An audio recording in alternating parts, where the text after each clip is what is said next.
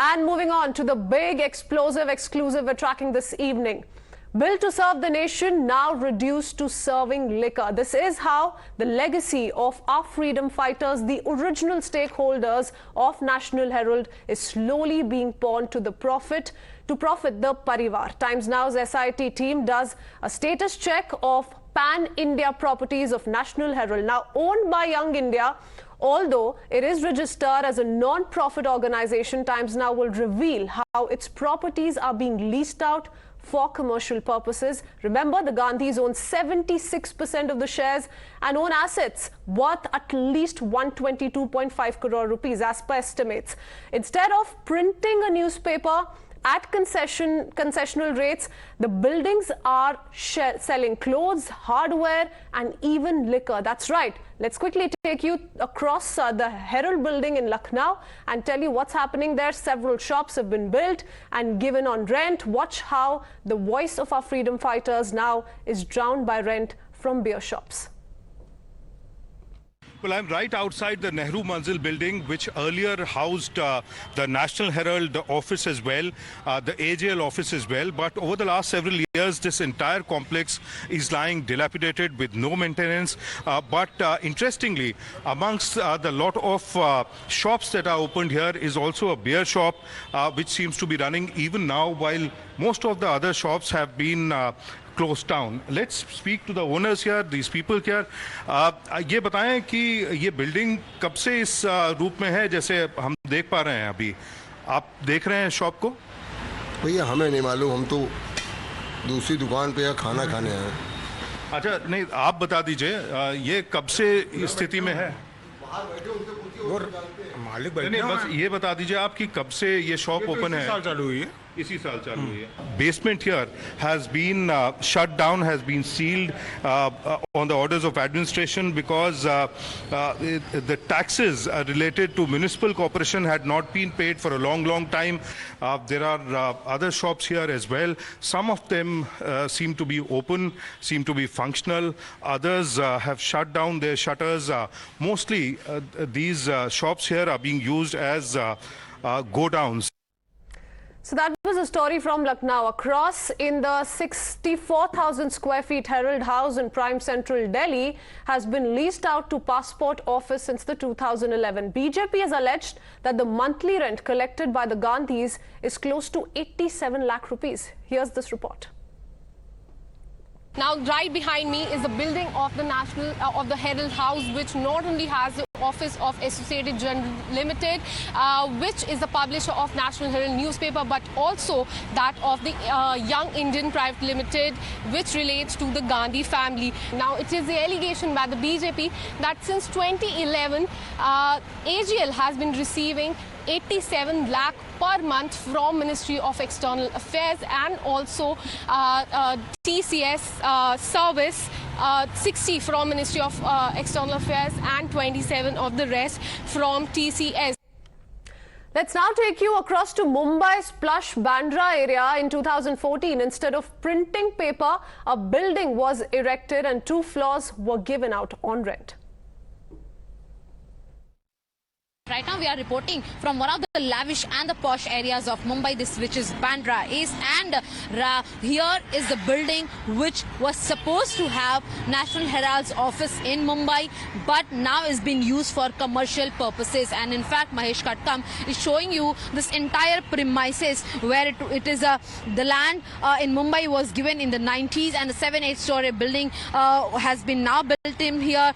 Top 2 floors are here on rent for the JSW building for the company. The rental work has been given by JLL Real Estate Company. Its board is installed outside as well. Here Mahesh will be showing you. This is a very particular board that you are seeing, that this could be your new office, premium office for lease, which is by JLL Real Estate.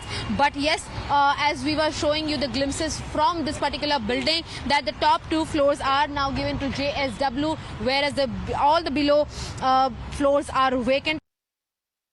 On to Patna now. The Herald property has been taken over by the land mafia in Patna. Instead of journalists and freedom fighters, today it houses squatters. Take a look. We've been told that this is a plot of 21 kattha or 0.67 acres that was actually allocated to Congress party, which was also earmarked for that particular newspaper.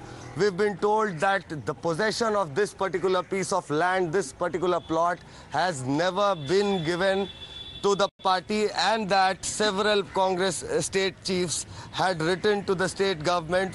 Congress party categorically alleges that this piece of land has been technically allowed by the state government to the land mafia that has actually grabbed this piece of land. All right, let's move on to the city of Chandigarh. Now, in Panchkula, Times Now did a status report. While it has the board of AJL, there seems to be little activity here. Here's that ground report. This building in Panchkula, it is situated in Panchkula Sector 6, and it's a prime location and prime property at this point of time. And Bhupinder Singh Hooda's role is also being probed by the investigating agency to find out that how much benefit Bhupinder Singh Hooda had given to this building for the reallotment to oblige Rahul Gandhi and Sonia Gandhi, because this building is related to Young India and associated with National Herald newspaper. So we have seen that some of the employees, they say that this building is still functioning here and this building has not been sealed.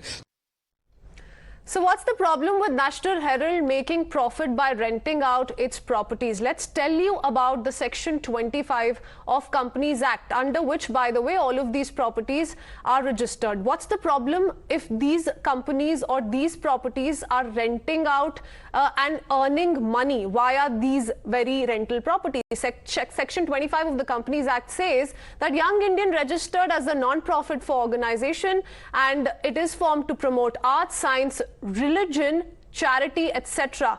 Apply its profits or income in promoting its object, it says, and prohibits payment of any dividend to its members. So that's what the problem really is, and that's why these questions come to light. Let me open this up with our guest joining us this evening. We have Nitin Jain, spokesperson of the BJP. We have Satya Sabharwal, advocate, Supreme Court, with us. Also, Ehtesham Hashmi, lawyer, with us on this broadcast.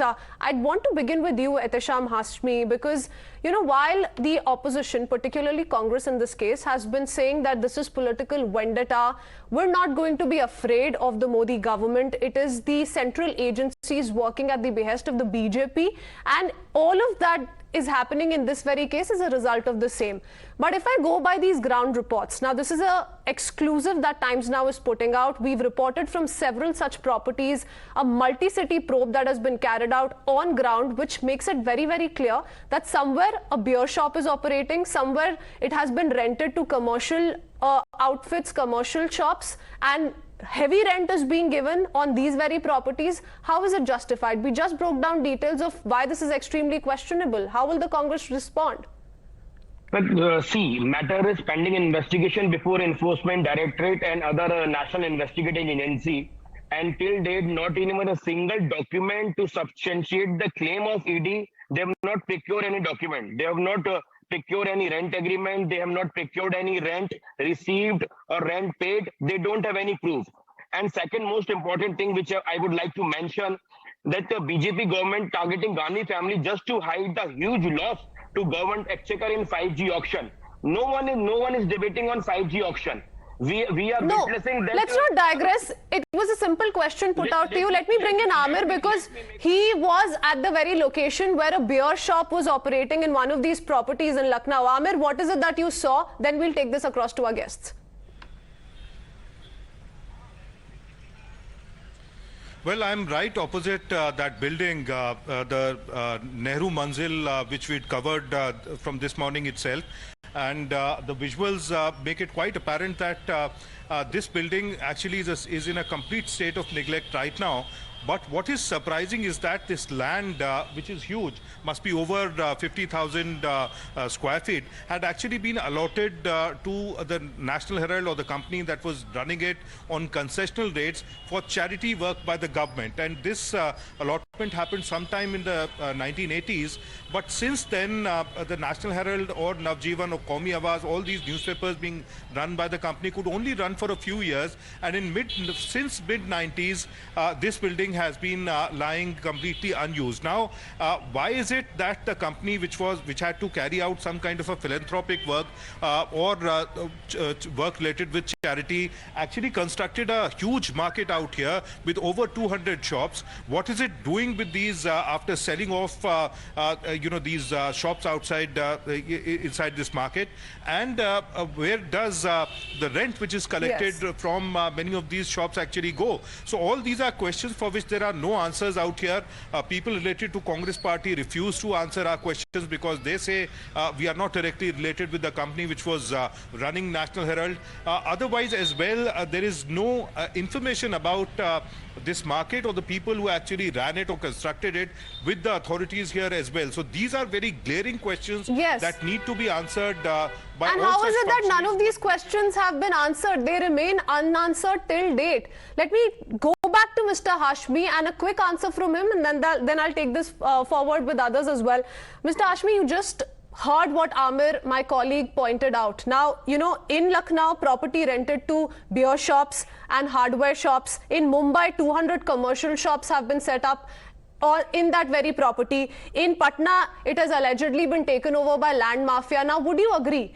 On a very basic level, would you agree that Now, this was that these buildings were initially built on land leased to National Herald at concessional rates? Are we in agreement, at least on this very note?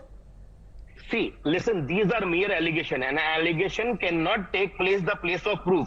If land has been taken by land mafia, then case should be registered against land mafia. But instead of... No, but I'm just asking you whether there is basic agreement on the fact on how these properties were acquired. And to hide the incompetency of BJP government. Let's take it point by point, Mr. Hashmi. Political party of our country.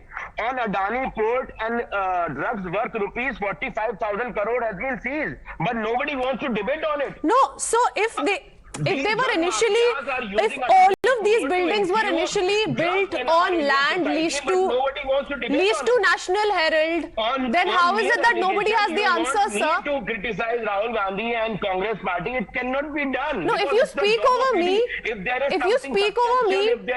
to try and sideline this and to dodge the questions, it's not going to quite work out, Mr. Hashmi. All right, let me... harass an honest politician like this. You know, you can't speak over me to try and dodge the questions that I'm asking you. Let me go across to Mr. Satya Sabharwal. Mr. Sabharwal, you saw some of our ground reports. What do you make of it, sir? See, very simply, I'll start with the one Latin maxim that reminds me. Dura lex sed lex. Law is harsh, but it is the law. You can't evade the law. You are not above the law. And my learned friend at the panel has raised one question, though he's diverting from the topic, I won't get into that, but he's raised one question that there's no paper or there's no paper which substantiates ED's claim. Well, sir, I'm closely associated with the matter, and there is one income tax assessment order which categorically says that the 90 crore loan which was received, and for a sum of 50 lakh rupees, the same has been camouflaged by a young Indian, and that is why when your entire motive is to camouflage, then it'll be then you will have raids and you will have sealment where they will procure documents. They will go and get into all paper trail, get into the entire matter, and they will investigate. And merely if the next point that they might raise is what proceeds of crime. Very simply, the entire purpose of the ED is, the focus is that they are looking into the proceeds of crime which are generated by this illegal takeover of AGL properties worth 2,000 to 5. I'm telling you a very reasonable estimate of 2,000 to 5,000 crore. Yes, the estimates according to several surveys is anywhere between 2,000 to 5,000 crore rupees. That's a given. You know, we're also picking up more news with regards to the 90 crore rupee. The AGL received 90.8 crore rupees from AICC to revive National Herald, and now the probe agencies are suspecting this as a bad loan, and that's also another angle they want to look at carefully. So my question then, once again to Mr. Hashmi, is if there is nothing to hide, if there is nothing to fear, let law take its own course. Yes, why so much of a hangama around, you know, the enforcement directorate? I don't have any issue. trying to target one particular party in this case. ED should not be misused as a tool. ED should not act as a personal security guard of sitting government and sitting ministers. You have called Rahul Gandhi to give his statement, and he went. He went along with all the documents. But ED has found nothing incriminatory. That's why Rahul Gandhi has not been arrested till date.